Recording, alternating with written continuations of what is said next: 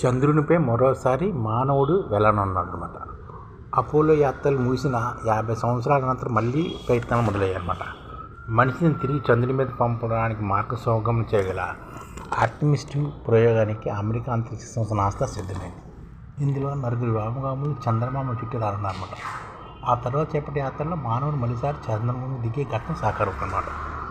మనిషి చంద్రుడి మీద కాలు మోపేలా చేసిన అలనాటి అపోలో ప్రయోగాలు 1972లో ముగిశాయి. ఆ తర్వాత తిరిగి అక్కడికి మనిషిని పంపేందుకు నాసా ప్రయత్నించడం ఇదే మొదటిసారి. ఆర్టెమిస్ 2 యాత్రలో 3 అమెరికన్లు, 1 కెనడా వాసి పాలు పంచుకుంటున్నారు.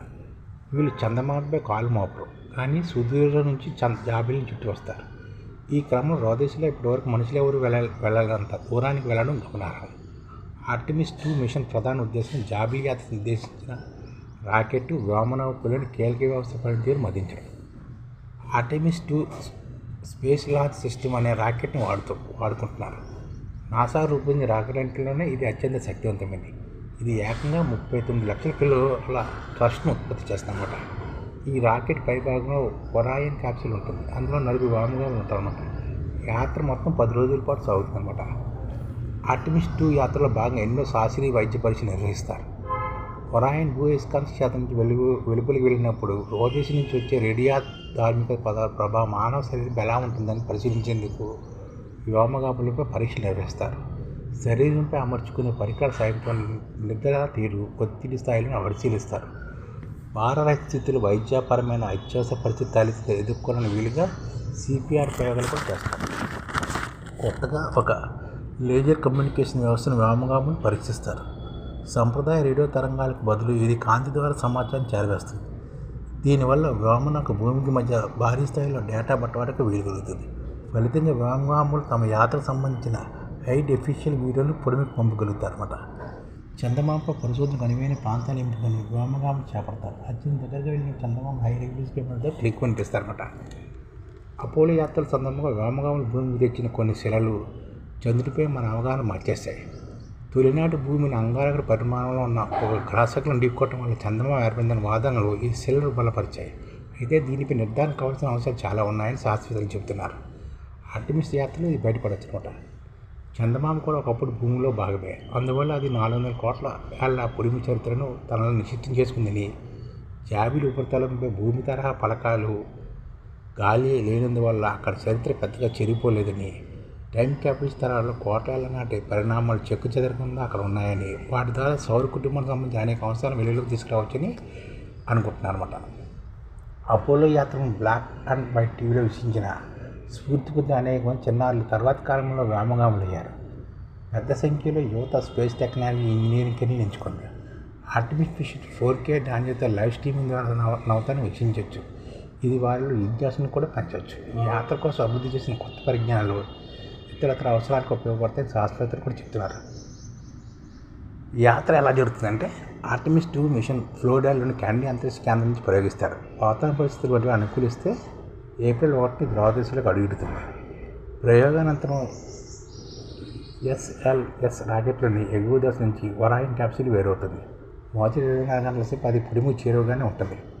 వ్యోమనౌకలు అన్ని వ్యవస్థలు సక్రమంగా పనిచేస్తున్నాయా అనేది నిర్ధారించుకున్నందుకు వ్యోమనౌకలకు అవసరమైన పరీక్షలు నిర్వహిస్తారు.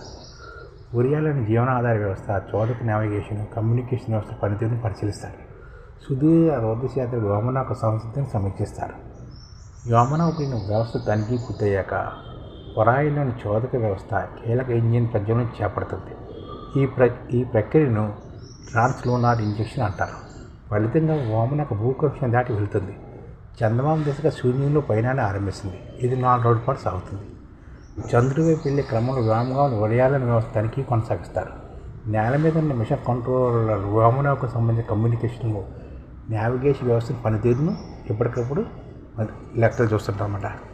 ఫ్లైబై ఫ్రీ రిటర్న్ మార్గంలో ఒరియాన్ చంద్రుడి గురుత్వ శక్తిని ఉపయోగించుకుంటూ వడిసెలో ముందుకు కదులుతుంది.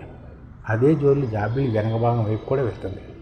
ఇందుకోసం అదనంగా ఇంధనాన్ని మండించాల్సిన అవసరం ఉండదు. ఈ దశలో భూమి నుంచి అత్యంత ఎక్కువ దూరంలో వెళ్ళిన మానవ సహిత వ్యోమనౌకగా ఇది గుర్తింపు పొందుతుందన్నమాట.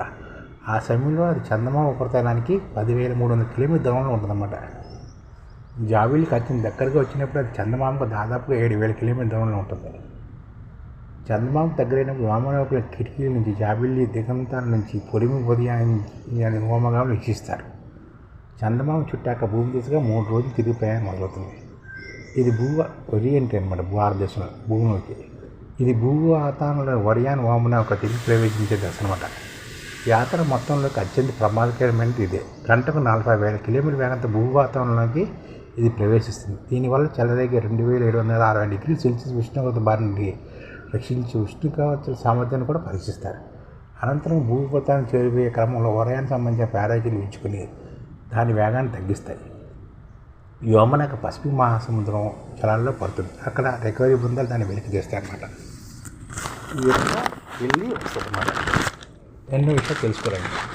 మళ్ళీ మనుషులు ఎందుకు వెళ్తున్నారంటే అపోలో మిషన్ కింద ఇప్పటివరకు చందమామపై 6 సార్లు మానవ సహిత ల్యాండింగ్లు జరిగాయి. ఆ తర్వాత ఆర్బిటర్లు, ల్యాండర్లు, రోవర్లు ద్వారానే చందమామ పరిశోధనలు చేపట్టారు. ఇప్పుడు మళ్ళీ జాబిల్లిపైకి మానవ సహిత యాత్ర నిర్వహించడానికి కారణాలు చాలా ఉన్నాయన్నమాట.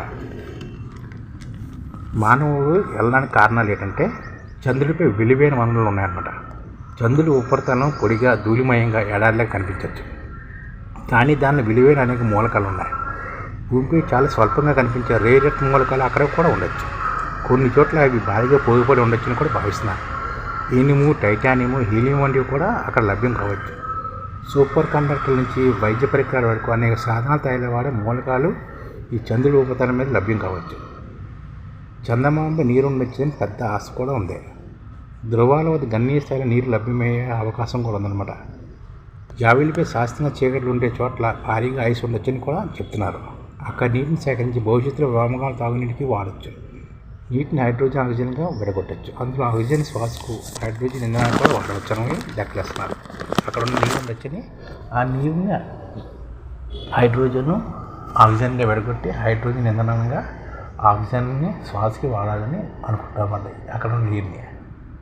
ఆధిపత్యం కోసం అప్పట్లోని 1960-70లో అమెరికా చేపట్టిన అపోలో యాత్ర ప్రధాన ఉద్దేశం అంతరిక్ష పోరులో సోవియట్ యూనియన్పై పైచేయి సాధించడమే. ఈసారి మాత్రం చైనా పోటీలో ఉంది. స్వదేశీ పరిశోధనలో ఆ చైనా జోరు ప్రదర్శిస్తుంది. ఇప్పటికే చంద్రుడిపై ల్యాండర్లు, రోవర్ను దించింది చైనా. 2030 నాటికి అక్కడ మానవుని పంపాలని లక్ష్యంగా పెట్టుకుంది చైనా. అక్కడ పారావేయడం ద్వారా విడివేడి మనం చెల్లించుకోవాలని అమెరికా, చైనా భావిస్తున్నాయన్నమాట.